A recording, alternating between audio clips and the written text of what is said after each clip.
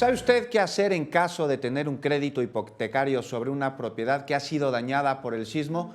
Mire, la Comisión Nacional para la Protección y Defensa de los Usuarios de Servicios Financieros, la CONDUCEF, ha recomendado a quienes tienen un crédito hipotecario y fueron víctimas de alguna catástrofe durante los sismos, documentar los daños que registran los inmuebles.